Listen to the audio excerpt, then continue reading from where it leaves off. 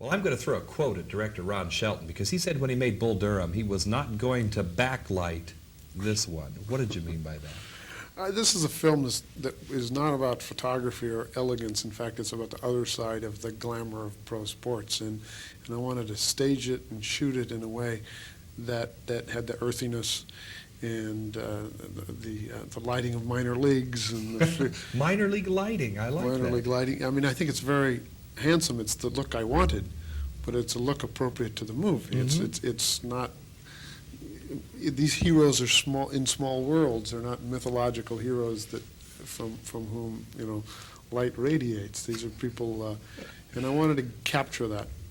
You also do something I've never seen in a film, especially of this kind. The characters all have soliloquies. They're either talking to themselves or it's an interior thing. Tell me about that. Well, I like people who talk in movies, and I think we've got away from that a little bit. And I tend to write speech makers as characters. And to justify that, so that as part of the drama and the story, you have to make that part of their character, that they're talkers, they're yackers. And in this case, Kevin and Susan play big speech makers who run into each other, and in some ways butt heads and take a long time letting down to each other because they sort of have the same kind of egos. But then when Kevin's at the plate and that ball is coming towards him, it's as if he's making an incantation or an invocation to the pitch or something. I used to talk to myself as a hitter as a way of concentrating. Sometimes I'd talk out loud, the catchers tell me, and sometimes I know I'd talk to myself. And you'd back out of the plate if you saw your focus? And if you saw, yeah, it's like acting. It's like doing a lot of things. If you get, you use your head to get out of your head. You want to get into that special place where you're neither rational or irrational. You're sort of extra conscious. Now, you know whereof you speak. Tell me about your own baseball career. Played 5 years with the Baltimore organization, late 60s, early 70s, and played in places like Durham, though not Durham, Appalachian League and the California League and the Texas League and the International League. Second base, right? Second base. And how good were you? Well, apparently not good enough. I No, played I mean, how AAA good ball. were you? I hit my lifetime average in the minors. I added up one time, was about 265. Second baseman, I had some very good years and some not so good years. Now look, that's almost halfway between 250 and 300, as we know from the script. That's where I worked out that speech playing. That is the difference between hitting 250 and 300 is one hit a week over a season. And when you break it down like that, it seems like it would be very easy to be a Hall of Fame hitter. Yeah. Can you isolate maybe one or two things for us that you were able to do in Bull Durham because of your experience in the minors that other directors have not been able to do in baseball movies?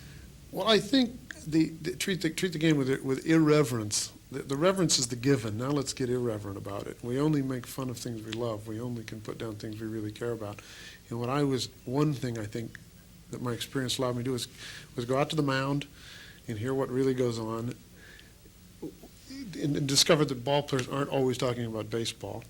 To go in the dugout and discover that they're never talking about baseball, and to get literally between the catcher and the batter. So I was able to go where television and fans aren't able to go. Like Star Trek. Well, sort of. To go on beyond.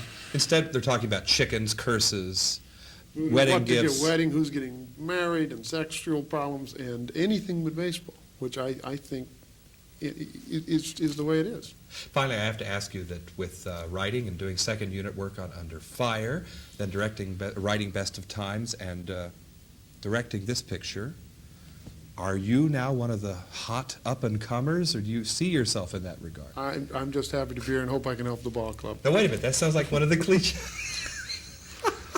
Let's have a few more of those, just for the record, okay? Hot is ridiculous. I mean, I can't get arrested sometimes, I mean, you try to keep from getting fired when you make a movie.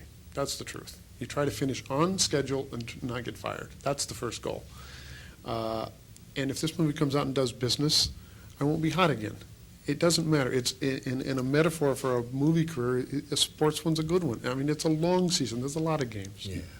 Meanwhile, thanks for keeping that backlighting off of Bull Durham. I'm with Ron Shelton in Los Angeles for KCTV5. I'm John Tibbetts.